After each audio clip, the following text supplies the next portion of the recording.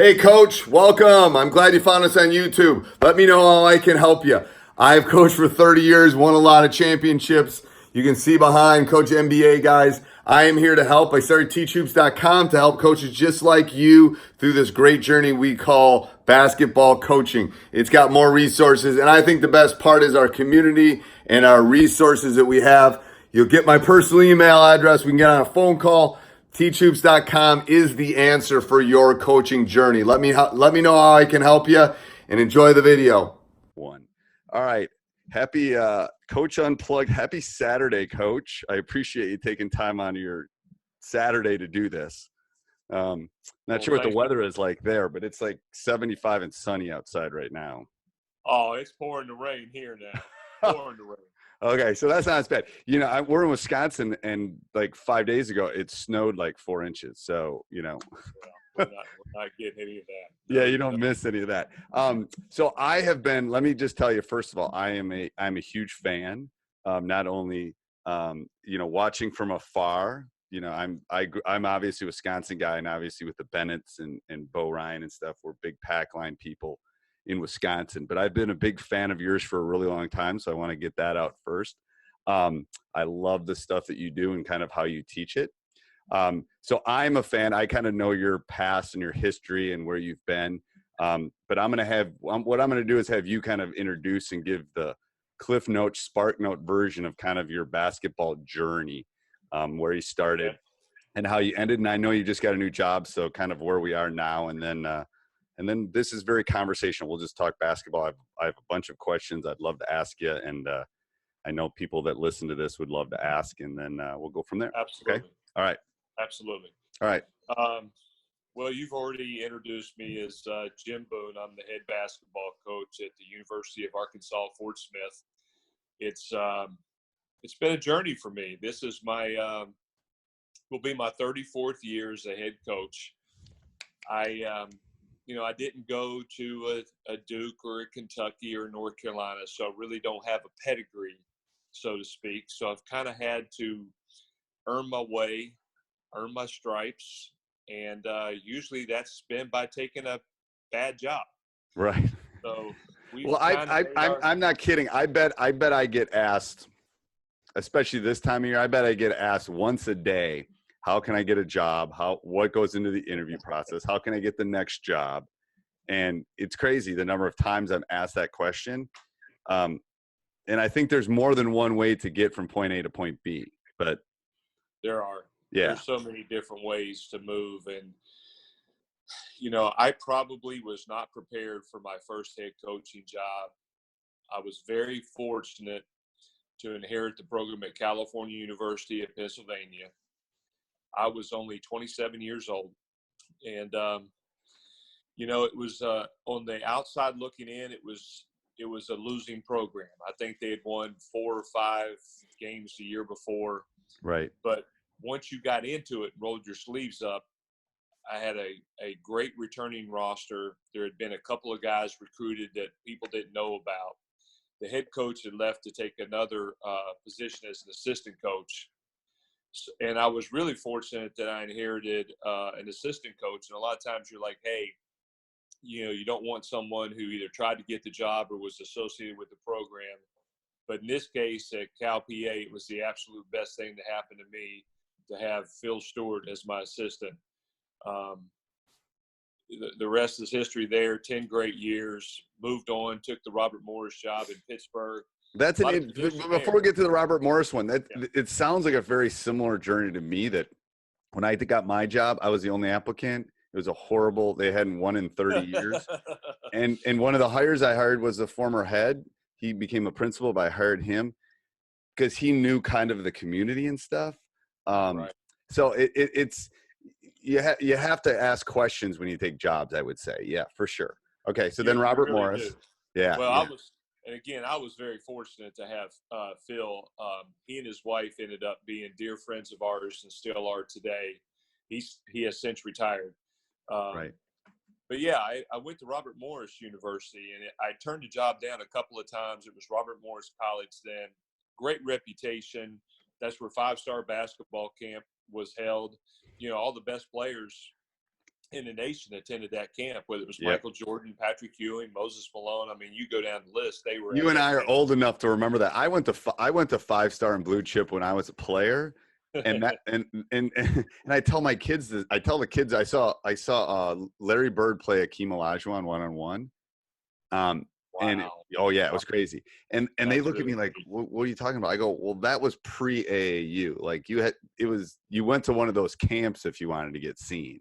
Yeah, yeah. Yeah, That's exactly it. There yeah, was AAU didn't really exist, and then even when AAU really ramped it up, 5-star was still going strong with Howard Garfinkel, and right.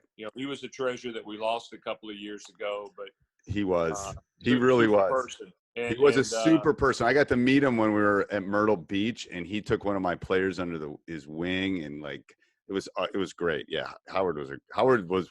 They don't make them like that anymore. he ran his camp. He ran it his way, Yep. and it was only that way. Yep. He was special. He was. You wanted to be on his list for sure. Yes. Oh, absolutely. Yeah. We ended up turning that around and took the team in 4 years to the conference title game on ESPN, and that led to my next step in our journey, that was taking the Eastern Michigan University job, and was not a good job. Didn't realize what a mess it was. There was just all kind of things wrong with it. To make a long story short, we turned that around. We ended up, bringing them back to respectability. And then I had an opportunity to make a decision. And Eastern Michigan was the first time that I faced a situation where my contract wasn't renewed. Right. And, what are we going to do? We've been doing this forever. It's our lives. It's who we are. My wife, my 2 sons. And I had a chance to coach my son. He was a junior in high school. He was going to be a senior. And I was given, I knew he wasn't good enough to play at Eastern. He was a good player, solid player. But he wanted to play for me. And how special is that, to have a son that wants to play for you? That's on my list of questions for you, because I have a son that's a junior in high school too. So I have some questions for you on that one. But go ahead. Well, we wouldn't trade it for anything, and Yeah. we'll get to that shortly. Yeah. But I turned down some major college Division I assistant coaching jobs so that I could go to Tusculum College in Greenville, Tennessee, a small Division II institution in the South Atlantic Conference. And I had an opportunity to coach Jimmy for 4 years after he completed his senior year. And it was awesome. I wouldn't trade it for anything. That led me to go home. West Virginia Wesleyan offered me a job, and I had a chance to go home, and I was happy with that. I'm from West Virginia. It was literally, the campus is 2 hours from where my dad lives right now. And I thought this will be our last stop. Hired Jimmy as a grad assistant, quasi grad assistant. And after a year, I'm sitting in my apartment. We really hadn't had a chance to move yet because nobody bought our house. So my wife, she's holding the fort down in Greenville, Tennessee. And again, I'm sorry to elaborate, but to make this is interesting. Short, I get a call from a lady I'd gotten to know really well, who was the athletic director at the University of New Orleans at that time, Amy Champion. And she said, "Do you know that the Delta State University job is open?" And I said, "No." And she said, "Well, I think it's everything that you're looking for." I said, "Well, Amy, I'm home. I'm not going anywhere." And she goes, "Well, listen." And she goes through all this list of things that were important, that she knew were important to me. And I said, "Well, what do I need to do?" 2 weeks later, I was the head coach at Delta State. We had a great 7-year run here. Wouldn't trade it for anything. Awesome opportunity. We went to 3 NCAA tournaments in that 7-year period. Should have been at 4, got left out 1 year. Won a lot of games, had two different guys that ended up being player of the year in the league 3 different times. And then I get a call a few weeks ago from the athletic director at the University of Arkansas, Fort Smith, and what a treasure. Not only him, Curtis Jans, former basketball coach, but the university, the community, and what they want to do with their program. And it just aligned perfectly with us, the opportunity to hire my son, Jimmy, as our assistant. And we took it. So we jumped in and So we're what in do the you look process of for? building that. What do you look for when you're looking at a job like that? What specifically do you look at when you're looking for a job? Well, frankly, in this situation, we were in a very good situation here at Delta State. We kind of built a tradition, if you will, where our players were coming back in the summers to be a part of our team camps and other camps to work them to play, where we were very well known throughout our region and state. But we've been very, Steve, I've been blessed. We've won a lot of games because we've had great players. Right. We've been to 2 Final Fours, I think 8 Sweet 16s, been ranked numerous years. We're on the winningest active list for Division II coaches. But when Fort Smith called, it was an opportunity to do a couple of different things. First and foremost, I believe it's a school that you can have it all. So to answer your question, it's a university where you have the campus, the support system, the facilities, the community and area that you can attract the best Division II players in the country, I believe. And so therefore, you can have great people who are great students who are there to get their degree first and foremost, but who also are very talented, and you have an opportunity to compete at a national level. Right. So for us, that was the missing piece, that we have a chance now to take a program where we feel on a year in and year out basis, we're going to have an opportunity to compete at an elite level. Right. Then, Steve, frankly, secondly, it was the opportunity to hire my son. Right. No, I mean, there's a couple things. First of all, I think for anybody applying for any job, it's what kind of administration do you have? What kind of support do you have? What kind of facilities do you have? What kind of kids can you get to come to your school? All those things I think are so important, and you kind of know when you find it and you know when you haven't found it. You know it when you see it. And right. You hit the nail on the head. The key for me in listening and moving forward in that process was their athletic director, Curtis Jans. Tremendous person. I mean, just quality family guy. He gets it. He understands basketball. He understands college athletics.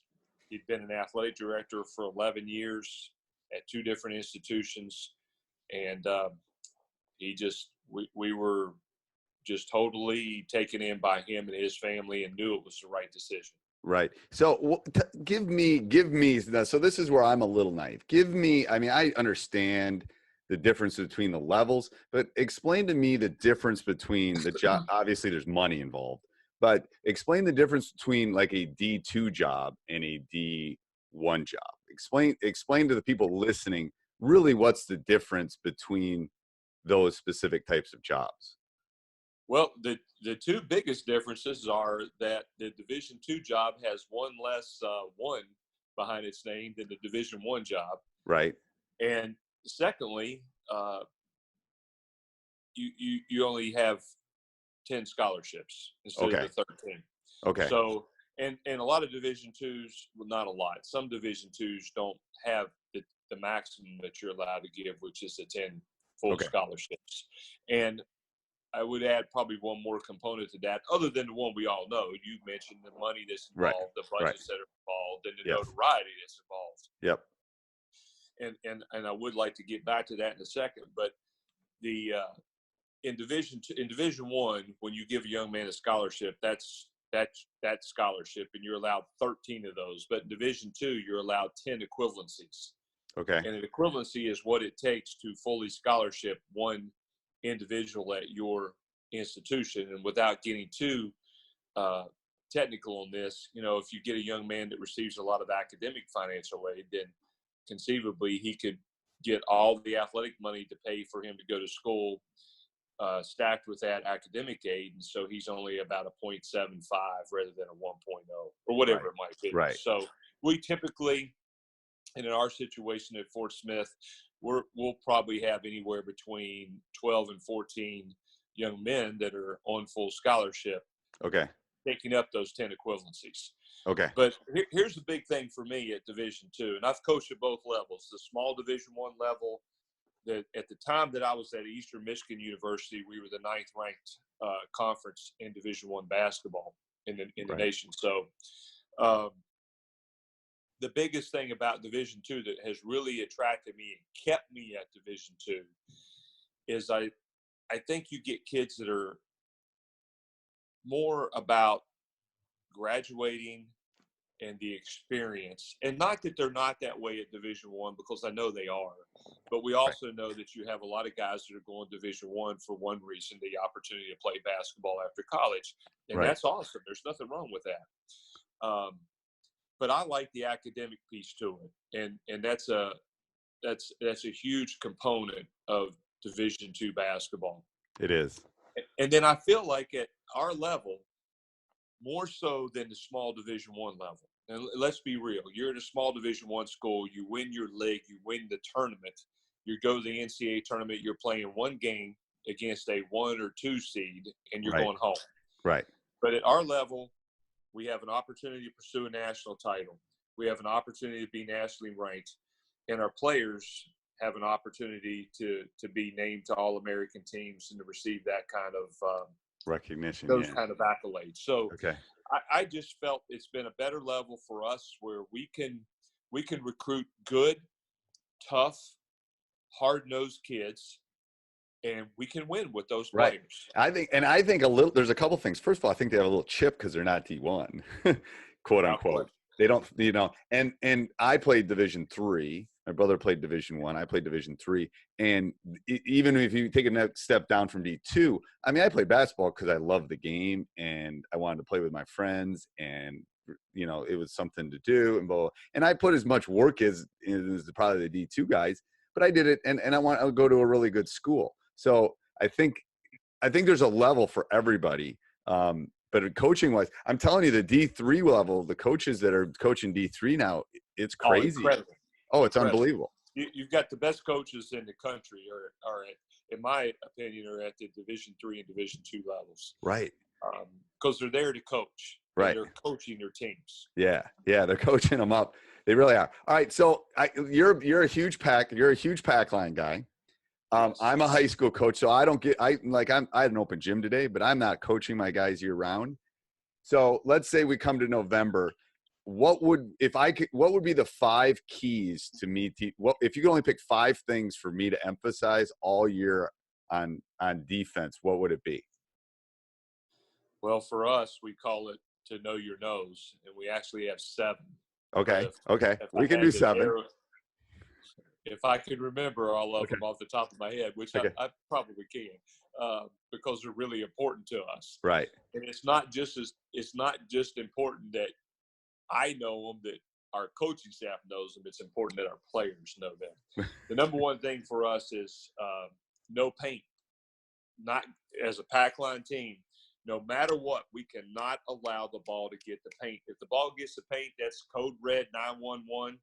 Right. We have to get it out of there. And I always tell my guys, if that ball gets the paint, there better be consequences. Either we're taking a charge, we're blocking a shot, or we're going to foul. Are you saying no paint, like in a pass, no paint in a dribble? The ball should not get caught in the paint area. Is that what you're saying? Absolutely. The ball cannot get to paint. And we've restricted the area that we have to defend, which should enable us to do a much better job of keeping the ball out of paint, which is why we play the pack. We want to keep the ball out of paint. Okay. The second thing is, and this is a big one for us that doesn't apply to some programs, no baseline. We cannot allow the ball to be a driven baseline because we have no help other than the baseline there. Okay. So our whole key is, and you say, okay, you're forcing the middle. No, we're not. We're not forcing the ball middle. Oh, that's semantics, coach. No, it's not. We're not gonna allow the ball to be the baseline, but we are not forcing it middle. Our whole goal is to stay squared up with the ball and keep it in front of us. Okay. Have you thought of because I'm a stats teacher too. I teach statistics, and I've tracked this for like maybe like 5-6 years. Have you thought of and it's probably not as big at your level it is at mine. We sometimes push weak hand because kids do not go as well to their weaker hand than their stronger hand. My guess is even at the D3 or D2 level, they probably don't finish quite as well going to their weak hand. Have you ever thought of anything like that? We have, and I think that's terrific. And we've played against. We'll really zero in on a scouting report. That's the part of scouting that we're the more intense on. I'm not as concerned about how many plays or actions or things you do. It's about the individual tendencies of your players. Okay. But I do think this, and as a pack line coach, we don't want to switch. We try to avoid that. There are a couple situations we will have switches that will occur, and for us, it's Personnel acceptable because we have the shot clock. So we're going Right. to only have to defend a mismatch for a minimum amount of seconds. Right. No, we think it's important to maintain the integrity of your matchup. So that's why I want my best guy guarding your best offensive player, my best defender. I want my best defender that can guard penetration to guard your best player. So because of that, maybe we can get more focused on we can. But, Steve, I've always felt this. In the heat of the battle, it's really hard to change what you're doing. Okay, I'm on the right wing. Right. So the guy has no left hand. I'm going to try to force him middle. Now I'm on the left wing. The same guy who has no left hand, I'm going to try to force him baseline. Right. Players, we try to teach how we're going to play. We always say this, game prep starts day one of practice. How we're going to guard screens, how we're going to guard the ball screen, how we're going to defend doesn't change throughout the season. Okay. So consequently, our hope is that our team will consistently get better each and every day that we're on the court because we're doing the same things over and over. And it's simple. Okay, so those are two big ones. What any other big ones that you would? Yeah, no direct drives. You know, we can't let the ball just blow by us. Somehow, some way, we've got to be able to arc the dribble to push it out in some way. We can't just let the ball, like for instance, we can't close out in such a way that the ball just blows right by us. That can't happen. And so how do you deal with, so this is some of our issues we had, especially last year, is, we were in the right position, but I wasn't quite as athletic as the guy was defending, and all of a sudden he'd go around. I call them direct line drives. We cannot let direct line drives because then we can't get our rotation. So how do you work on that? How do you work on that skill during practice and stuff? Well, the number one thing is you've got to play a lot of one-on-one, and you've got to close out from that one-on-one to play. And players, you'll get a couple of things that will occur from that. Number one, they'll start to understand what their limitations are. And so we always say we want to guard the ball as hard as we possibly can without fouling or giving up that direct line drive that you referred to. Yeah. So the big key on us in direct drives is it gets down to closeouts. And with closeouts, it means that we've got to be able to finish hard and short. If you get up into the ball is going to beat you. There's got to be a degree of cushion. Right. I think the two best friends for any defender are cushion and movement of your feet. Footwork. Okay. That's I agree.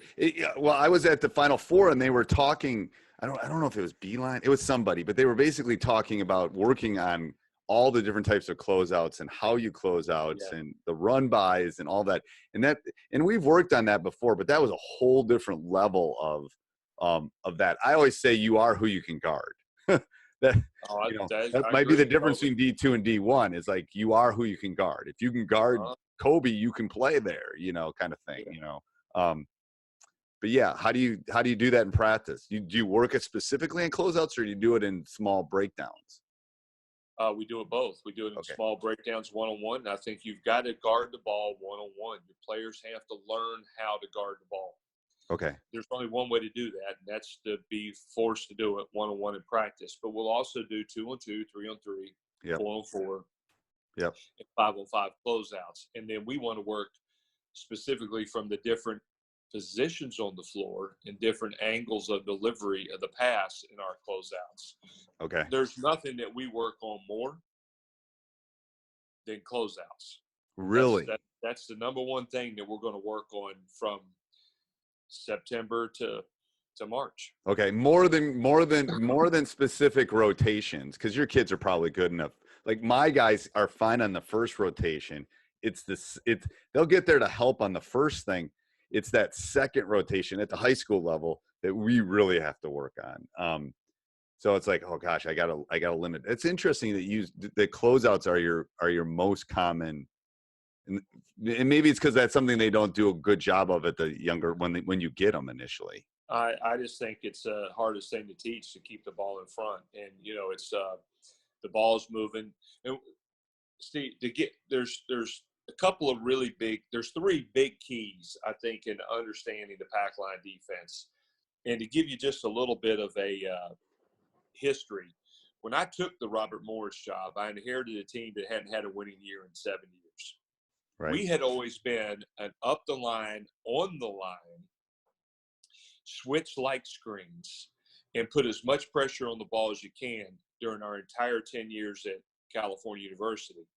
Okay. But we started finding as we got into years 7, 8, 9, even though our teams were really good, maybe despite what we were doing, our pressure wasn't as efficient, particularly once we got into league play and played teams that had played against us and understood who we were for a number of years, and then into postseason play. So then when I took the Robert Morris job, all of a sudden I inherited a team, great guys, had some of the best kids you could ever expect to have. And I think they would tell you the same thing today. We just weren't very good. I mean, they weren't a very talented group. I've had some of those. So, You want them to marry your way. daughter. Yeah. You want them to marry your daughter. Yeah. In that period of time, oh, absolutely. Yeah. You'd want to bring them home for dinner and to marry your daughter, but you certainly didn't want to go to war with them in a basketball game. Yes. But at that period of time, it was a lot harder than it is now, because you weren't allowed any work with your team until October 15th, other than conditioning and weightlifting and that kind of thing. Right. So we went through a week of practice, and it became just extremely obvious. Right. This team did not have the talent to get up and pressure the basketball and deny passing lanes. And Coach Bennett had been at Wisconsin for a year. So Okay. I called out and talked to Brad Soderberg, his assistant at the time, who's now one of Tony Dick's sons, for instance, at Virginia. Yep.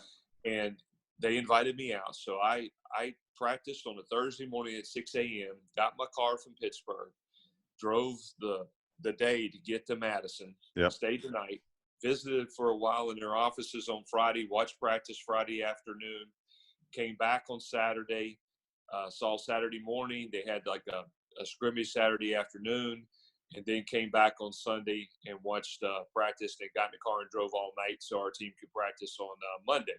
Right. Probably the best thing I ever did. And that's where we started the pack line defense. And it brings me back to those three things.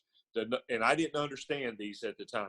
The number one thing is you've got to pressure the basketball as hard as you possibly can without getting beat. So that's so what you're saying is that's my thing. It's like, I'll tell them to pressure. They will literally get up and they'll go around them. So you're saying it's almost like a pressure. And then for some kids, it might be a pressure and a little bit of a retreat. So you don't get those direct line drives, something like that. If you don't have the athletic ability as the person, you don't have the athletic ability or the defensive technique to keep the person that you're defending in front of you, then you've got to give space. Okay.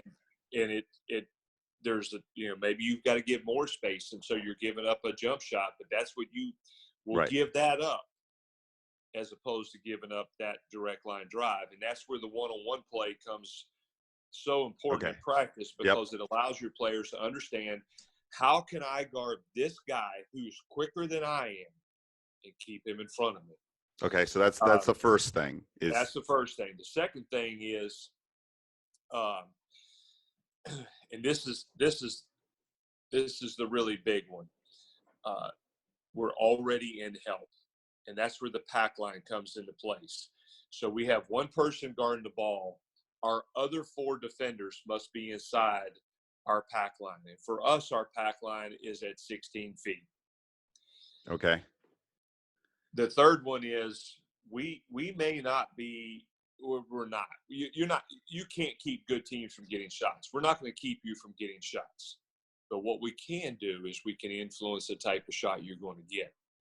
So I said I think it was our third thing that we talked about, going back to the know your nose, was to not give up direct drives. Well, our fourth thing is that we harp on constantly is no rhythm threes. I do not want the offense to be able to catch a pass that they can 1-2 step into it and shoot a 3 without any resistance. Okay. You've got to bother that shot. Okay, so what yes, I don't have any hair. That's probably why, because I'm so what is a rhythm? Explain to me what a rhythm 3 is, and then is it better to stop the rhythm 3 and let them have a direct line, or is it better to, well, it's better to do neither, but is it better? You just don't want them to get because that rhythm probably goes up 10% if they're rhythm and they get it in. So what is the counter? What do you teach your boys to do with their men at that point? What do you teach them so they don't get those rhythm 3s? Well, as big as a fan I am still today of Dick Bennett, Coach Bennett, I was also fortunate to meet and watch several Rick Majerus practices. And Coach Majerus would always say that the 2 best friends of a shooter are room and rhythm. In other words, having space and having the opportunity to step into a shot. So we want to do our best to not allow you to do that, to 1-2 step. And you say, well, is it better to give up a drive or to give up the shot? Well, it depends on who the player is, and that's where our scouting report and individual tendencies come into place. We have 3 distinct, and this is where we get really technical. Okay. We have 3 distinct closeouts that we have. And I kind of use old school names, but if we close out to a driver who cannot shoot, then we say that's a rondo closeout. And you've got to be hard and and I like using NBA names because your players love to identify with that. Yep. So we've got to close out hard and very, very short, not letting them drive it. If you're guarding a guy who is a dead 3, that is just, you give him any room whatsoever, he's drilling that 3. We call that a Ray Allen closeout. Probably should call it a Steph Curry closeout in today's game. Right. Okay. We want to make that guy put it on the floor. I have one of those in my house. That even if he beats us off the dribble, he can't score. Okay. And then the last one, obviously, is a guy that can do both, and we call that a Kobe closeout. Maybe that should be called a KD closeout. And we want to be within a finger touch. So that's a player for start with. Okay. And so I love that. I love the different. Okay. So those are the 3 big keys for you. So you said you had 7 things. Did we miss any? Yeah, I think we were up to number 4, which was no rhythm 3s. Number 5, no fast break layups. There's nothing that drives me more, and that's the reason we don't press. Because I think if you're going to, and there's nothing wrong with that if that's what you want to do, but and that's the beauty of basketball. It's, and I don't want to get off our subject too much. Right. That's what I love about college basketball right now, and I hate that we're trying to make it into a cookie cutter game, which is what the NBA is because of the shot clock. Yep. I think 30 seconds it's been an adjustment, but it's been good. And you say, well, we'll adjust to 24. Another topic for another day. Right. But getting back to that. To the no layups. So here's what I tell my boys. It's like, so you got 7. I try to get it down to 3. I basically say no layups, no paint touches, no layups. What I'm meaning by that is we got to get back, and also our pack has to take care of the paint. So in their minds, I'm kind of killing 2 birds with 1 stone. Right. I say no layups, no layups, no layups. And they know what I mean. That means no paint touches, and they better not get something in transition either. So I've actually put 2 of your rules into one, just because I'm trying to make it even easier for them. It's like no layups, no paint, no layups. They know what I mean when I say that, like right away. Well, I think that's kind of where you're building your defense begins, is in getting back. And we're going to send 2 designated guys all the time, and sometimes that could be 3, to get back on defense on the rise of the shot. Okay. They're not going to stay around. We're not going to rebound according to where you're located on the floor. We have 2 guys that know that they're getting back. One gets to the rim, one gets to basically to, we call it the heat up line, which is about a step and a half above the top of the key. And that's where we want to meet the ball and stop the ball. Okay. The other 3 guys know their job is to go rebound. But as soon as that rebound is had by the opponent, they want to turn and immediately start to sprint with total disregard to vision. Just get back like your hair's on fire and run the paint. The paint, because we're not giving up layups. Okay. So that's 5. We got 2 more. 5. Number 6 would be no second shots. And Steve, I'm a big believer that if your guys were in the gym right now playing without you being there, and maybe just because you've been coaching them all year, they'd be better. But if you take a group of guys that just go in the gym and play, the first thing, they're not going to get back on defense. If left to their own devices, they're not going to get back on defense. And the second thing they're going to do is they're not going to block out. They're just going to turn and rebound. Right. So I don't care what you teach. If you teach sight and flight, hit and go, if you rebound, whatever, but you better have a plan to not allow second shots, and you better emphasize that plan in everything you do, from 2-on-2 to 3-on-3 to 4-on-4 to 5-on-5, and every single day in practice, because defensive rebounding may be the absolute most important thing to being successful. Well, I think all the stuff you're hitting right now is all the analytics. You can't give up layups. You can't give up second shots. Right. It's all the things that the math basically backs it, that these things have to, if you want to be successful, you can't give up layups. You can't give up second shots. And people ask me about analytics all the time. And, you know, we've always taught analytics. We just didn't have maybe all the numbers as deep. Right. And as, what's the word I'm looking for, as intensive as they are today. Right. And then the last thing is don't foul. We do not want to foul. And there's nothing you can, you know, we want to be, going back to the Coach Knight days, we want to be the team that we make more free throws than free throws our opponent shoots. Right. So no fouls. No fouls. So I think that's awesome. Well, if you could only do a couple things at practice, let's say you're limited, and I tell you, all right, your practice is tomorrow, and you could only do 2 or 3 things at practice. What would be those 2 or 3 things that you would emphasize? Something that I didn't really get when I first started coaching, and it took me a while, was it's not what you teach, it's what you emphasize. And, you know, obviously I learned that from guys that I had an opportunity to be around, like Coach Bennett, Don Meyer, who was the best of the best. Yes. Bob Knight, Rick Majerus, you know, and my junior high school basketball coach, who was outstanding. It's not what you teach, it's what you emphasize. So if you told me, I probably wouldn't give you 2. I'm always going to give you 3, because they're the 3 things we emphasize.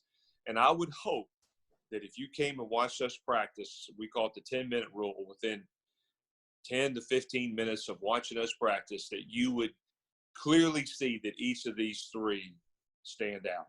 And the first one would be sureness. We are not going to turn the ball over. And of course, in your area, you're very familiar with that term, because Coach Bennett brought it to fruition and lived by that on a daily basis. And we've adopted that. We're the same way. Good teams don't turn the ball over. No. You know, people always say, well, games are really very conservatively played in the postseason. Well, there's a reason for that. Right. All the best teams make it in the postseason, and they don't turn the ball over. Well, and I tell the kids, and this is the one thing that has caught their attention when I say, every time you turn the ball over, it's a 6-point turnaround. It's 3 points we could score and 3 points they could score. Absolutely. You do that a couple times and it's just going to kill you. And all of a sudden, and I'll do it on the whiteboard and I'll show them, I'll say, okay, we don't score. They do. We don't score. Look at that big turnaround by us just giving them the ball and us not even getting an attempt at the basket.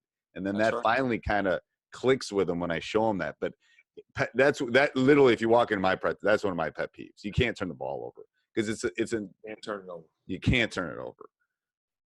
And, you know, we've had a brief amount of time to work with our new team at Fort Smith. And that's one of the areas that we really emphasized in our 4 different workouts we had is we cannot turn the ball over. And we were doing that a little bit. Right. That leads me to the second thing. You said it right there. You turn it over, you don't get a chance, and they get to go down and get a chance to get a good shot to score. The second thing for us is great shot selection. And I'm a firm believer that nothing beats you quicker than bad shots. And bad shots are just what you indicated with the turnover. You take a bad shot, you're not getting a chance to score. That's not an opportunity to score. Right. And 9 out of 10 times, that's a long rebound that they're blowing down the court the other end, and you're giving up a layup, which violates another. Yes. So those 2, and then our third one is that we always want to be a team that strives to be really, really good defensively. Okay. So that's a point. I mean, obviously, you're known for your defense, so that would not surprise me. That would not surprise me walking in your practice. That leads me to my next question. So if I came and saw one of your practices in December and February, would they look similar? And how do you break up? People always ask me this. How do you break up your practices? If you have to do it in percentages, if you could do anything like that, how could you describe that to a younger coach that's listening to us? Yeah, that's a great question, and it's an in-depth answer to kind of scrape the surface here. Right. The biggest difference is if you came to a game or a practice in early December, you're probably going to see a practice that's 90 minutes to an hour and 45 minutes, maybe 2 max, depending upon when we played and when the next game is. But we're not going long once we get into playing games. You come see a game in February, you're probably going to see a 45-minute practice at most. Really? I'm a big believer that fresh legs are important, fresh minds are more important. Okay. I want to keep our players fresh, and consequently, I think that's one of the reasons, I hope it is, that we've been really good in postseason play. You know, this year's team that we had at Delta State, I say this, we were very fortunate that in the middle of January, we defeated the 3rd-ranked team at that time in the country on our court. And I think our players, they didn't feel like they had arrived or anything like that. We had 6 seniors on our team. They were just ready to get to March. Right. But you can't get to March without taking care of the rest of January and February. So we lost a couple games we shouldn't have lost. But with that being said, and we all say that, games we should have lost. Maybe we were supposed to lose them, but we lost them. But here's what I do know. Without losing those games and going through that process, that journey, if you will, we don't have the chance to make the run we made in March and win a conference tournament championship. Right. And I also believe because our team was very fresh mentally and very fresh physically, gave us that opportunity. Early in the season, particularly in that December time, our skill development, which is usually the first part of practice, will be at least 25 to 30 minutes. Okay. Late in the year, that's going to be 10 to 15 minutes. Okay. We're always going to start practice with something defensive oriented. Early in the year, that's probably going to be, whether it's one-on-one driving line, one-on-one closeouts, two-on-one closeouts, two-on-two positioning, something like that. Yep. It's setting the tone. I believe it's setting the tone. I believe in practice at first, that beginning of practice. It's like my classroom. How the first 5 minutes of my AP stats class goes depends on how the rest of the classes go. People need to treat practice the same way. So it's interesting that skill development is early and not quite as much late. How do you deal with shooting? Because I've heard things on shooting later. And more shots later than earlier in the season. What's your thought on that? Well, we do a couple different things. Obviously, shooting is a big part of our pre-practice where we're working on skill development. Right. But we also disperse shooting throughout practice, and I think it's important. And I want a chaotic. When I say chaotic, that we're moving from one thing to the next thing to the next thing as quickly as possible, because that's the way the game's played. So we try to construct practice the way we're going to play the game. So throughout practice, maybe we're going to go about 16 minutes with either breakdown, 4-on-4, 5-on-5, and then all of a sudden we're going to go with a 2-minute pair up and shoot drill. Okay. And then we're going to shoot free throws, and we have our guys all dispersed at the side and main court buckets, and we want them really locking in on shooting free throws. And we'll have our water break at that point where water is dispensed to their baskets, and so we're not losing any time. And then we're right back into the next thing, whatever that might be. And I'm not spending a lot of time talking. Okay. And right now, one of the things I'm going through with our group is simply telling them, you're not going to remember a lot of the things that we're doing, but what you will remember is this: we're teaching you how to practice. This is how we practice. Right. Getting into the next thing quickly. I'm not going to sit there and say, I want you here, you're guarding it. No, you guys figure it out. And echo yells are huge with us, so that if I call out a drill, so for instance, if I say I want 4 baskets, 1-on-1 closeouts, then our team should echo 1-on-1 closeouts, which is another form of communication that we emphasize to get. I love that. I love that. But again, you nailed it, and I agree totally with you. That first part of practice sets the tone for the rest of practice. Late in the year, we might not do quite as much breakdown things. That's where we'll cut back on. But we will do either a 4-on-4, 5-on-5 whole method, defending what our upcoming opponent, the actions that they most commonly do. But keep this in mind. We've been doing those things, guarding those actions, since September. Okay. So hopefully we're a lot better at them. Yeah. And so going into, so leaving practice for a second. So how much time do you spend in practice for your opponent? And how much do you expect them to remember from the scout? Because I know the world's changed. I used to do VHS tapes and scout. Now it's all up in the cloud, and the kids can watch all the games and get breakdowns of their opponents, and even at the high school level. So how much time do you spend on that on your opponent in practice? And then how much do you expect them to know? Is it just personnel? Is it out of bounds plays? Is it their quick hitters? Kind of what do you expect a Division II player to be able to do? We don't get caught up in plays as much as we do guarding specific actions. Okay. And so like maybe you're a team that runs 12 to 15 set plays, but those 12 to 15 set plays can be, boiled down to if they represent these 3 or 4 actions. Okay. So we might work on those 3 or 4 actions in that initial early practice period before we get into doing some of the things that we do. Okay. Ourselves, in other words. But getting back to your question about the scouting report, Steve, I haven't changed in this from day one, 34 years ago. Each of our players has a notebook, and I have them write the scouting report down. Now, again, our scouting report's not all about the plays they run and all that kind of stuff. Our scouting report deals mostly in the tendencies of the individuals and how we want to close out to them. So on our board, it's listed, player A, this is our closeout to him. It's a Kobe closeout. Here are the things he does well. Here is how he scores. This is what we're trying to take away. And then we list the 2 or 3 players that could potentially guard him during the course of the game. Okay. Another reason that we don't like to switch is because I feel like if you're switching, I'm guarding a guy that's a great 3-point shooter, and now I switch to a guy who's a driver. And in the heat of the battle, the flow of the game, I'm supposed to be able to be cognizant of this and understand that now my closeout's totally different. Right. And that's what we really refer to in maintaining the integrity of our matchup. So that's basically what we do with the scout. And Okay. then once we start working in practice, and we'll do some little things like maybe they have a great driver.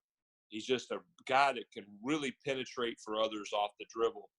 We'll do a lot of 5-on-4 defense where we've got a player or a coach designated to be a driver. He's unguarded, and we're working on pinching the gaps and making him make the next pass as opposed to allowing him to get into paint and make plays. Or maybe we're guarding a guy who's a great shooter. So we put a yellow practice jersey on him for that day, and our guys have to do a great job of closing out to him as a Ray Allen closeout, a dead three closeout, of getting up under his chin and not allowing him to get a three and put the ball on the floor. And even if he beats us off of that on the dribble, we're not as concerned with that. We're not going to give up a catch and shoot three to him. Right. So I think that's the kind of things that we work on. I think the non-switch thing, and I've done this too, is it makes them more accountable. Like, absolutely, without question. This is your guy, and you just got beat. The reason you're sitting next to me is you just got beat. Otherwise, it's like, well, we were supposed to switch. We were supposed to do that. It's like, what are you talking about? That's your guy. You should have fought through that screen. He got a direct line drive. Why didn't you step? You know, I know someone's supposed to be there to help, but that's still your guy initially. I think, especially with teenage boys, the accountability aspect is huge. I think accountability is an important part of every program, whether you're in an NBA team or a high school or junior high school team. Right. Accountability. Yeah. So what do you look for in a recruit? Like if you're going, I'm sure last weekend was a big weekend for you, or the weekend before. So you're looking at a kid. What do you look for in a recruit? I mean, I think this is. I always talk to my boys about, this is what they're looking for, and I want to see if I'm on the right page. I think I am. We're probably a little bit different than some people. I try not to get seduced by talent. The number one thing that we look for is character, and if we have character, then we can move to trying to recruit someone who's going to fit our culture. Right. And for us, Steve, culture is the most important thing. It's more important than the X's and O's, our defense. It is our defense. People ask me all the time, the X's and O's about the pack line. And pack line is really not an X's and O's thing. It's a way of life. Right. It's cult-like culture. It's who we are. Yes. So for us, after we talk about character, culture comes down to hard work, toughness, passion, and unity. So we want guys who are going to be workers. Right. And, I want to see that on the court, but I also want to see it in practice. Somebody told me the other day, said, well, you really need to take a look at this kid because he's a gamer. He's not the best practice guy, but come game night, well, that guy's probably not going to be really good for us. Right. Right. It's just he doesn't fit who we are. Yeah. I always say I want the Clydesdale. I don't want the thoroughbred sometimes. I want the one that I can – I can wrap it up. We're going to go plow the field, and we're going to get the work done. Even though the thoroughbred it looks pretty and can do and they might win a lot of the races, but I want that one that's going to come and do the work every day. I'm always, maybe it's because I'm in Wisconsin, the Clydesdales, but that's actually St. Louis. But I'm always talking about, doing that extra stuff. What would you tell yourself as a younger coach? I always love asking, especially college coaches, what would you tell yourself? What would you tell yourself 30 years ago if you could have a time machine, go back and talk to yourself? Well, what I'm going to say to you probably is, you're like, really? That's it? And I say this at clinics because it really would be what I would say to me. And I feel like at the time, I felt like I was really good at these things, but 34 years later, I look back and say, no, you weren't. Right. Number one would be less is more. It's not how much you do, it's what you do. And more importantly, it's that it fits you and you can teach it. And then for me, the second thing we've already talked about, it's not what you teach, it's what you emphasize. Right.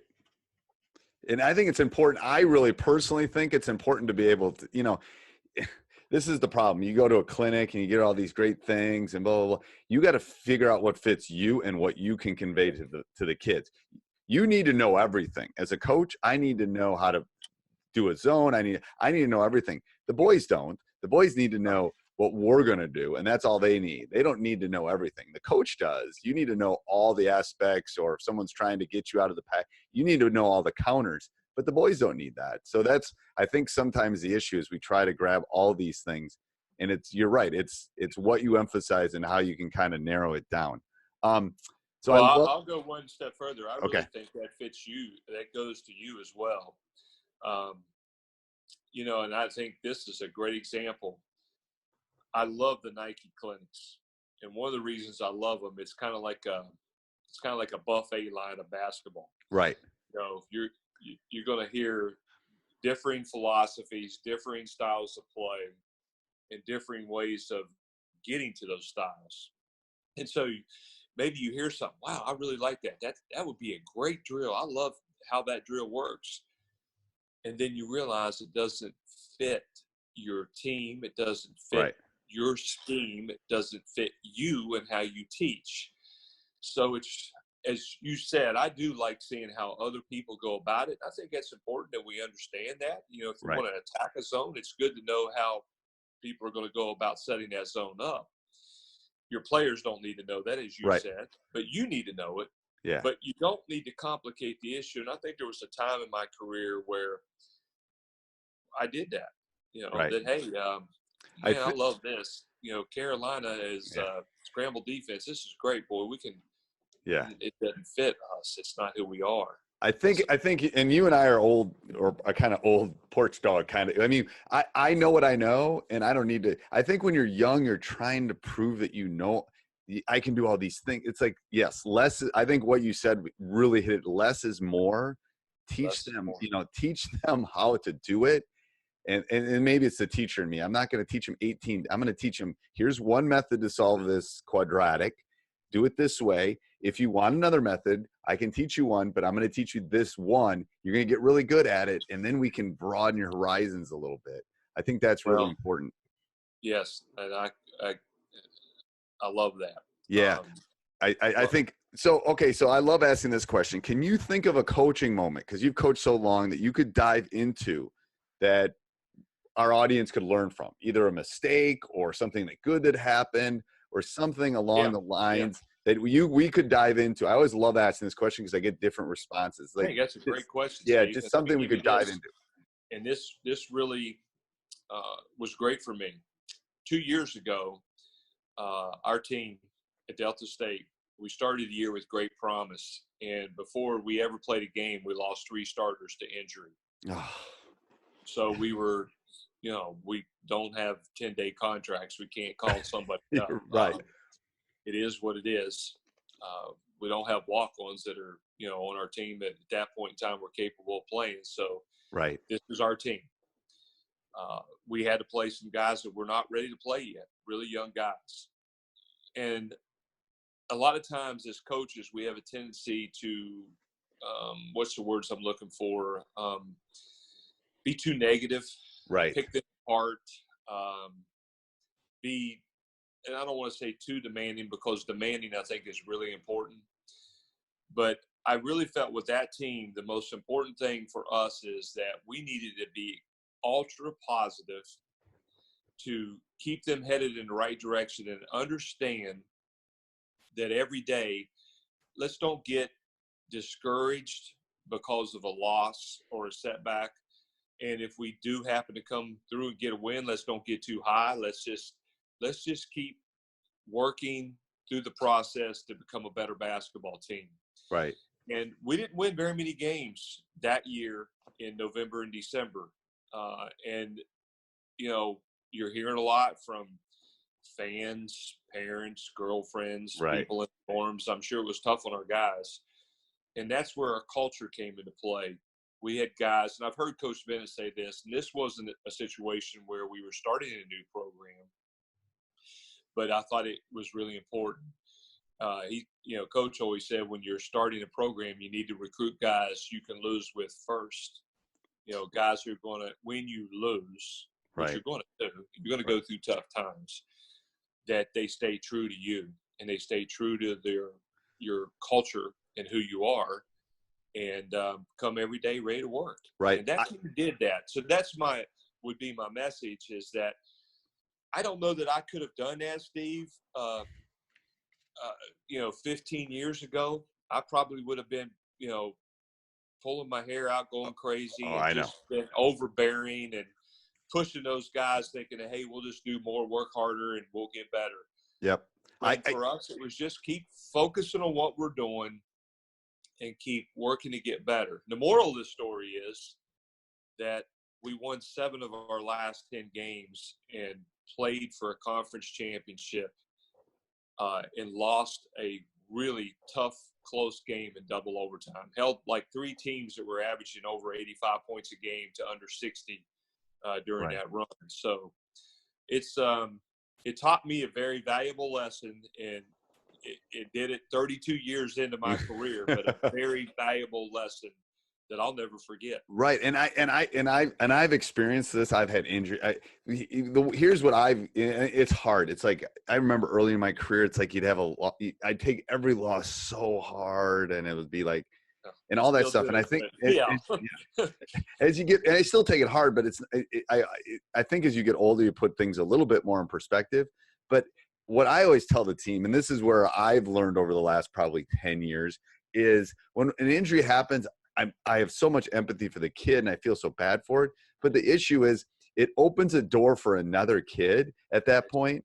And it's like, are you gonna take the opportunity that just happens? Because this one, unless it's like an ACL or something, this kid's gonna come back. We're gonna be that much better because now you're gonna get all this experience. This kid was maybe a starter, and now he's gonna come back. We're gonna be better in 3 weeks when all this kind of settles down. So that's the way I kind of build it. It's like, this is bad things happen in life. It's inevitable. Change is inevitable. But how are we going to deal with it is not. It's okay. We got somebody that can step in for the time being, or maybe, permanent, who knows? So I think I agree that I've experienced that recently too. So talk about coaching your son. I know we got on that for a little bit, but. Well, I will tell you that it was one of the best things of my life. And as a coach and as a father, I wouldn't trade it for anything whatsoever. I think if anything, it made our relationship so much closer. There's probably nights his mother didn't like it as much or appreciate it as much. I'm not one of those guys. Our family has never been. I hear a lot of coaches say that you got to leave it at the gym. And when you come home, you're home, and your dad, whatever. But for us, basketball it's been our life. It's who we are. Right. My wife's as big a, fan, coach, whatever, as anybody in our family. And both of my boys are as well. My younger son, who didn't play college basketball, but he would be an outstanding coach because he understands it totally and can articulate it to anyone. Right. And I will say this, there are some, there's some boundaries that have to be set. There's some tough times, that's for sure, because you still got to let your son be your son and not just one of your players. Right. So when we got home, Jimmy was Jimmy, not one of the players on the court. Yeah. And if anything, I think like a lot of sons that play for their dads, he probably had it a lot harder. Because you make it harder on him to make sure they understand that he's not getting any breaks whatsoever. So it's not even a perception. Right. But I'll tell you this, Steve, as good as it was to coach him, it's been better to coach with him. I can imagine. Really unique. I love it. Love it. Yeah. I've noticed my son's a junior, going to be a senior, and he's he can shoot the ball really well, but he's probably slow as molasses in January. So that's why some of this stuff will help with him. But anyway, and I've coached him. I coach volleyball too, so I've coached him for volleyball for 4 years, a couple of years in basketball. It's been great. I mean, and it is hard. People don't realize there's always this little, the little two things, and there's dad here and there's coach here, and you're always kind of fighting that. But I do agree. We're probably, and I've explained this to him. I'm harder on you. Doesn't mean I don't love you. you can't have any false sense of favoritism or thing like that. So I think that's the thing we always fight a little bit. Do you have any superstitions? Are you superstitious? I try not to be. Okay. And every once in a while, when I catch myself getting into one, whether it's wearing the same sweater or wearing the same pair of socks or whatever, going through the same routine. Now, that is something I do try to do. Right. And I think that just helps me get mentally ready for games. Or I'm a big routine person. So when we travel with our team, I want the same routine. When we're at home, I want the same routine, and I try to keep the same routine. But when it comes to wearing maybe a certain color sweater or something, after I've done it for a couple games, I like to look at myself in the mirror and say, you know what? If it came down to winning this sweater on game night to be winning, we would never lose a game. So get that out of your head right now. I mean, I'm like always the last. I have some superstitions, but again, I think it's more routine, and that's what I tell the boys. Like me, I'm the last one on the bus. There's just things that I do, but it's about me preparing for the game. That's right. That's what I tell the boys. It's like superstitions are okay. They're not whether you put your left shoe on first or your right shoe, that's not going to matter whether you win. But if you do it, if you can come up with a routine in life, it does help. I mean, I definitely. Routine's a big key to being successful, because if you do the same old, your habits are who you are. Yes. So make sure that your routine embraces really good habits. Is there one fundamental drill, one thing that you could describe or tell our coaches about, like one thing that you say, okay, here's an 8th grade coach, here's a college coach, here's what is there one fundamental drill? I always ask this question. Is there one thing that you would say, try to do this as much as you can at practice? Yes. If I was limited down to one drill that we could do, one thing, it would be 4-on-4 change drill. Okay. And for those listeners who may not be, and I know a lot of people know that drill, have used that drill, have coached that drill. It's an old coach night drill. It's just where you've got 4 offensive players going against 4 defensive players. You as the coach yell change. The offensive player must put the ball down, and now just lay it down right on the floor. Don't roll it, kick it, just put it down on the floor. And immediately those 4 offensive players are converting to defense, and the 4 players who were on defense pick up the ball, look to attack off the dribble, or make a pass to get a layup or a shot. The kicker to the drill is that the caveat is that you can't guard who is guarding you. And so therefore that forces your players to communicate. The reason I say that drill is for this, Steve. Think about what you accomplished here. You're teaching your team how to get back on defense and pick up. You're teaching them how to communicate, which is one of the most important skills we have to being successful. It is. And you're teaching your offensive team how to attack the basket, particularly if they have the defense at a disadvantage, but not to succumb to taking a bad shot. So I love it. And if I was stuck with one thing, it didn't matter if I was an up the line, on the line, switch them all, don't switch any, or we're like us, a pack line team, I would, that's the drill I would do, 4-on-4 change. And is there anything you do? So this is not on my list, but is there anything you do to teach communication? Because kids have, this is going to sound, I'm going to sound like an old dog at this point, or a porch dog, but literally we talked more as kids. And I think this whole social media, whatever, that's a whole different podcast, but it's like, they'll talk until practice starts. And then as soon as practice starts, they'll stop talking. And it's like, really, you can't play this game. I always tell my players, in the most important game you ever play, which is like just before the state tournament or a state tournament, you won't hear me. It will be in a packed gym. You will not hear me. You might not hear the guy 6 feet from you. So you have to be able to communicate with each other. And it's like 30 plus years of coaching. It's like, if you've got any way to teach communication, I would love for our listeners to hear that. Well, it's the hardest thing we have to teach. And you say kids, get out of practice and all they do is talk. And I disagree with that. I walked in my locker room the other day and I got one guy sitting there and he's texting. I said, who are you texting? I'm texting Johnny, who's sitting on the other side of the locker room. You're doing what? He's right there. Why are you texting him? Call him.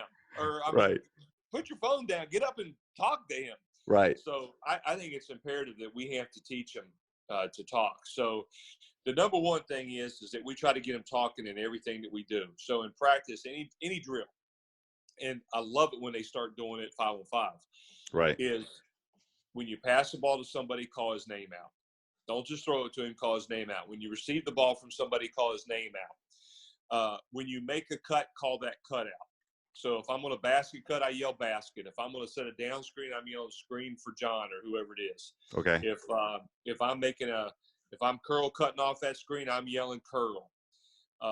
So we're creating a conversation or at least communication from the offensive end. And then defensively, the same thing. But which brings me to the second part. Number one, you get them talking.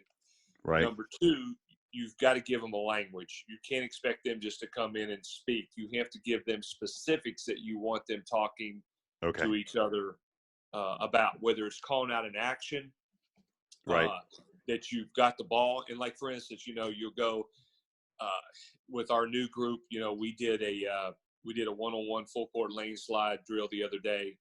And we've been, we've got to talk. We've got to talk. This is the communication we want. And immediately a guy jumps on, he's guarding the ball, and it's like, blah, blah, blah, blah, blah, blah. Whoa, you're not going to do that in a game. I don't want you to do that. All I want you to do is when you establish that you're going to close out to the ball and guard the ball, you just yell, ball, ball, I got ball, ball. So we have our gap defenders must call out when they're in the gap, and we always say this. Talk to the ball, talk to the man in front of you. So if I'm in a gap, I'm talking to the man in front of me. I'm talking to my guy who's guarding the ball, and I'm letting him know, Steve, I've got your gap. I'm here. Ooh, I love that. I got it. And then I like for them to talk in regards to what they're doing. So, like, if I'm 3-quarter high on the post, I'm yelling, deny, deny, deny. Not just, being silent guarding the post. I want to hear what you're doing. Do you talk about, I mean, when you're doing that in a game, I like the sweetest noise is like when someone says dad or my name, I always hear it. Like if someone said Steve or dad across the room or coach, I'll turn because I hear it.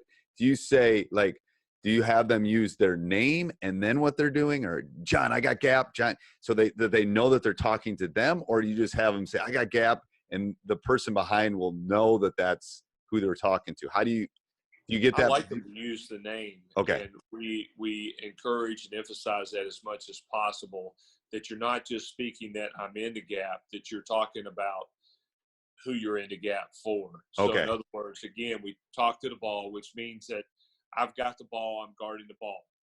And that then we talk to the man in front of us. Okay. So that I should have on that play, I should have a player that's talking about having the ball. I should have a player that says I'm in your gap. I should have maybe a post player that says I'm deny, deny, deny. Maybe we got a down screen occurring on the other side, so we got that defender yelling screen. Okay. And I've got a guy who's recovering to his cutter coming off the screen that's talking about getting through it. Okay. Do you going back to the drill that we just talked about, the 4x4, why do you do this 4x4 rather than 5x5 as I'm thinking about that drill? Oh, you can do it 5-on-5. I just like it 4-on-4 because it's a smaller game. It's easier for me to pay more attention to who's doing what, but it's very similar to a 5-on-5 situation. Okay. And we get more reps. Oh, you get more reps. Okay. And maybe a little bit more spacing too, a little bit more spread out. It's harder to guard. You're putting the defense at a disadvantage and you're giving the offense an advantage, because we all know if we could play 4-on-4, that's a great offensive game. It's when you put that fifth player out there, it makes it tough. It makes it tough. Okay. Good. So we're going to do two more things. We're going to do rapid fire where I ask you a question. Like an example would be, what's your favorite ice cream? I won't ask you this. And then you would say chocolate chip. It'll be a quick answer. I call them rapid. I'm not really good at this, but let's give it a shot. It's rapid fire. And then we'll come back and talk about your site and where people can find you and all your information. We'll do that at the end.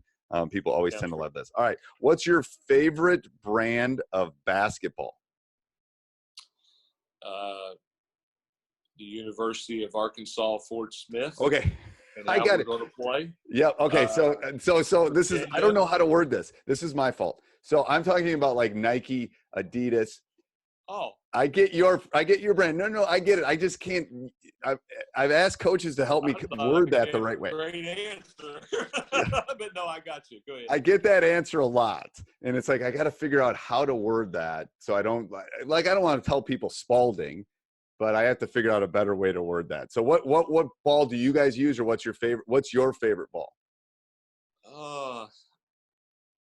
We use the Wilson ball because that's the NCAA approved ball. So that's the ball I want to use in practice. That's the ball we're going to see 99.9%, even if we're playing a team out of our league. And our league, the Lone Star, uses the Wilson. So that's the ball of choice. But growing up, we used Rollins, and that was always I was a big fan of the Rollins ball for that standpoint. For that reason. Because that's what I grew up with. But even when I was a kid, going way back, Spalding, because that was the NBA ball. Yeah, it is. It's funny how that works. What's one word to describe your ideal player?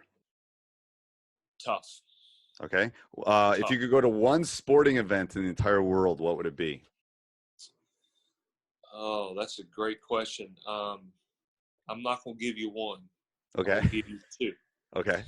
I think the opportunity to be courtside at an NBA championship game, or to be at a World Series game. I'm a big baseball fan. Okay, you see my hat? I did. I didn't really notice it though. Who do you have on? It's the Cubs. So I've been to Wrigley. That's one of my favorite places to go see a game. Yep, it's Wrigley and Fenway. My dad's 80 plus, and I never thought he'd see it. We got cable TV because it was on WGN. So that's the only, it's a disease. Being a Cub fan's a disease. What's your favorite pregame meal?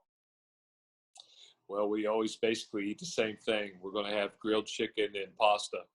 So that's it, because that's part of our routine.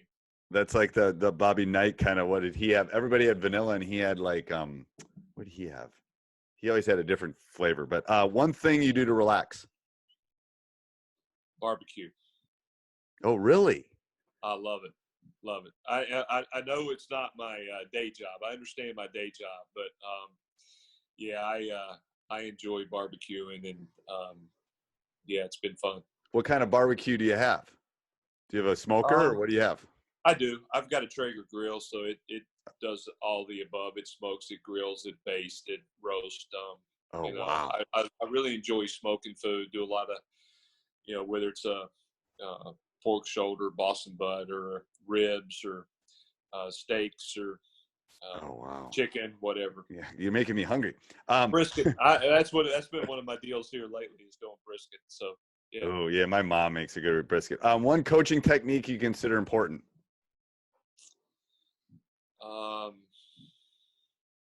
I think that again, I would get to the Tate's Lock rule of two.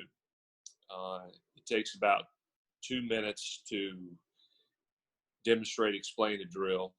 It takes about two days for a player to get the feel, but it takes about 2 months for it to be a habit. And just, I guess, getting to your question, the ability to be a teacher. Oh, I love that. That's one of my better responses to that question. I love that. Best basketball player you have seen in person? Without question, Michael Jordan. Okay. Best player of all time? Michael Jordan. Okay. This one we've already done. Favorite drill we already did. One thing you helped you become a better coach? Coaching my son. Really? Why? Just having a better understanding of what we're putting our players through and what we ask them to do and the demands that we put on them. Okay. Yep. I tell a story. Whenever I get a chance to tell the story, is it was either last year or the year before. Yeah, I can't see your hat.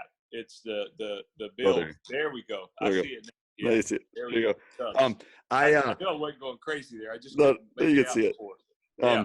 Anyway, I tell a story about my son, and we always do exit interviews with our players. And he was a sophomore. He was going to be a freshman, going to be a sophomore. And I sat my two assistants and me and him in the locker room, and I went through what I saw during the season, and then what my expectations were over the next 9 months before the next season started. And what he told his mom I said and what I actually said were not even in the same world. Totally different, huh? Totally different. So it was like one of those valuable, like, okay, so this is what it's like. Absolutely. What is your favorite quote? I'm cheating here. I'm going to give you two. These aren't necessarily Okay. quotes or acronyms. Okay. I love WIN, W-I-N, what's important now, that we constantly focus on what's important now and stay in the moment. And then the second one is TGHT, the Okay. game honors toughness. We emphasize that to no end. It was our mantra last year, for our team at Delta State, TGHT, the game honors toughness. Oh, I love that. Best game you've seen in person? I will go back and give you one other quote. Okay. I don't know whether this is a quote either, but one of my favorite movies, because I think it's a great coaching movie, and there's a ton of great coaching movies, but The Last Samurai with Tom Cruise. I actually posted something about that today. Okay. And at one point, he's talking, and he says, from the moment they wake, they devote themselves to perfection of whatever it is they're pursuing. Something like that along those lines. Right. How good is that? That from the minute you wake up, that you're working to be the best you can be at whatever it is that you chose to do, and you stay focused on that. And that's Best a great game I've life ever lesson. seen. Yeah, Best that's game, best game you've seen in person. Best game I've seen in person. Indiana-Syracuse, when Key Smart hit the game-winning shot to win the national title in 19, I believe that was 87. Oh, God. I remember that game.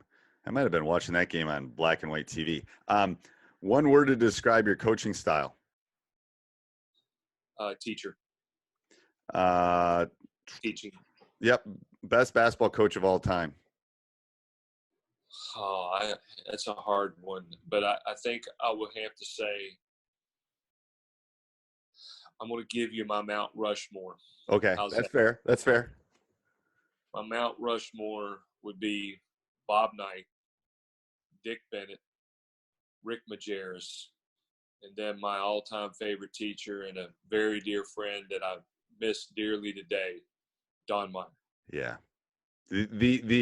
I mean, I keep, you can see in the back here, you can see here, I'll switch the screen. You can see in the back of that, I love reading stuff. Every once in a while, I'll find a Don Meyer, like little note. I mean, he shared more information than any coach ever.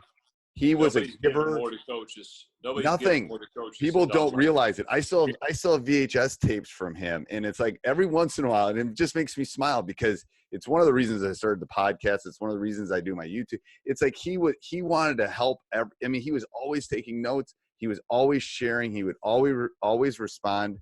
I mean, yeah, there's no one that's impacted the game. Yeah, he was a great friend to all coaches. He really was. What is one book you would recommend? Oh, there's so many out there that are great. I think any of John Gordon's things are outstanding.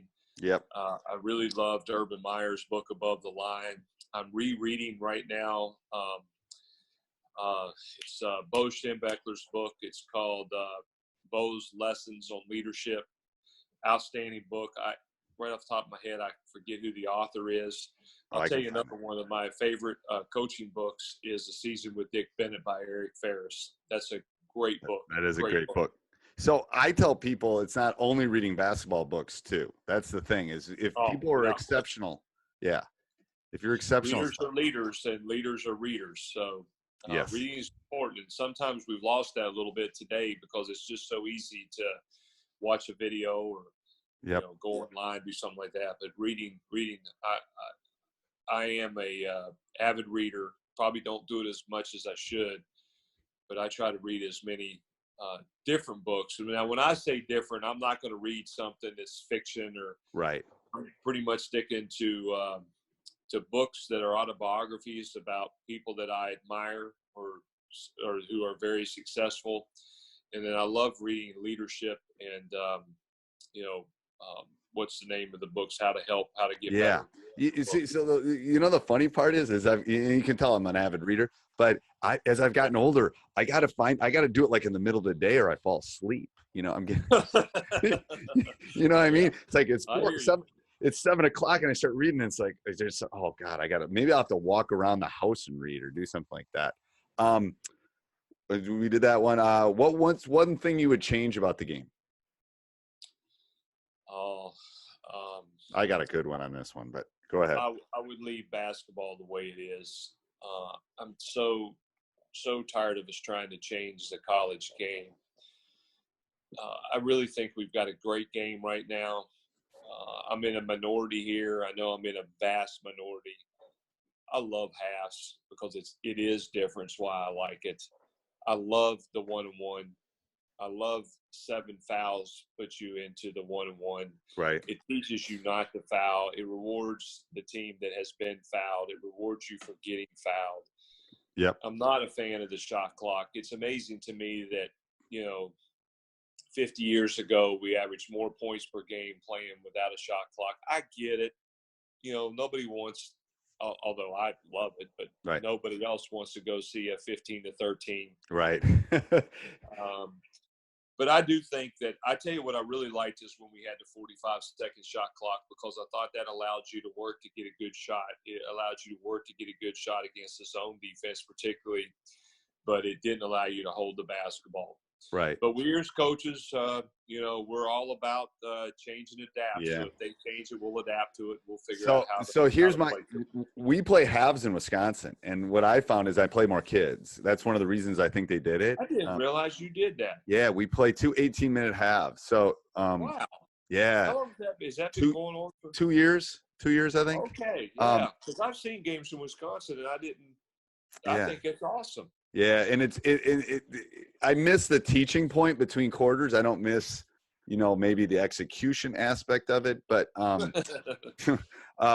the one thing I would change, and this is just me, and I want to get your perspective before we talk about your site and stuff, is I would change the stuff that happens in the off season. I would change the whole summer AAU guys. I mean, literally AAU and summer basketball should be for 3% of the population, and the other 97% should play with their high school and become better basketball players.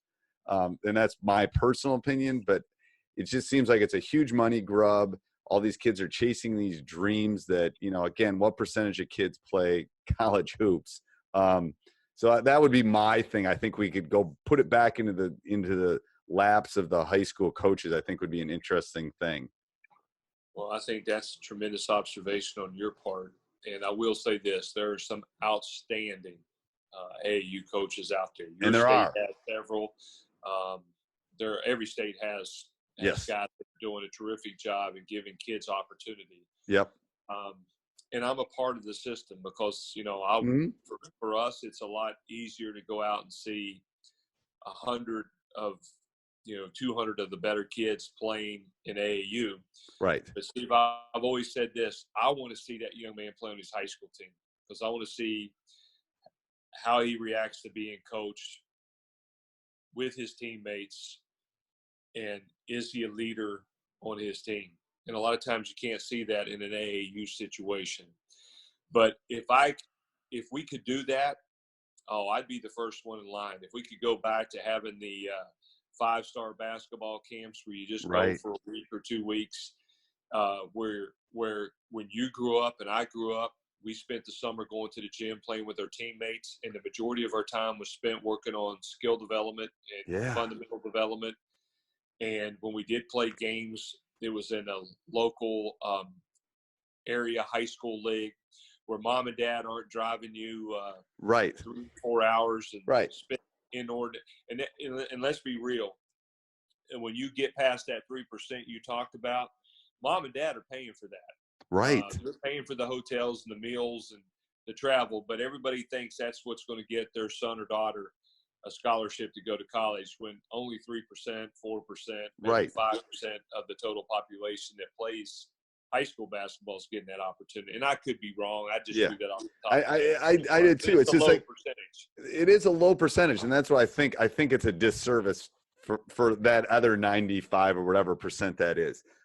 Let's talk about your site. So give us your website where people can contact you. I know you've got some pack line stuff. You sent me a PDF, which we'll put in the show notes, but talk about your website where people can get a hold of you if they have questions or things like that. Well, I'll give you a couple things. The first thing is this, and I always do this at clinics because I want to be accessible to coaches. My cell number is 479-755-7349. Again, that's 479-755-7349. And if you do call me and I don't recognize the call, I probably won't answer it. But if you leave a message, I promise you I'll get back to you. My email is jim.boone, B-O-O-N-E, at UAFS, University of Arkansas, Fort Smith. So that's uafs.edu. If you have a question or something you want to ask me, you're more than welcome to email me. And then we do have a coach's website at coachjimboone.com. Simply that, coachjimboone.com. You know, I try to get out and speak during the fall, particularly a little bit in the spring at various coaches clinics. I've got one coming up here pretty soon in Myrtle Beach with Nike, but we also have a couple others that are listed on our website along the way. And then the one thing I would want to mention, we do run a free fall coaches clinic. Okay. It's free to all coaches. Usually have 100 plus coaches attend. We get them from all over the nation, and we get some international coaches that come as well. And we will be continuing that clinic this year on October 4th and 5th at the University of Arkansas, Fort Smith at our Stubblefield Center, which is our arena. And we'd love to have anybody that wants to come to it. Basically, we cover pack line defense A to Z, our motion offense approach. We have 2 team practices, usually about 4 to 6 lectures. It usually covers about 8 hours of basketball.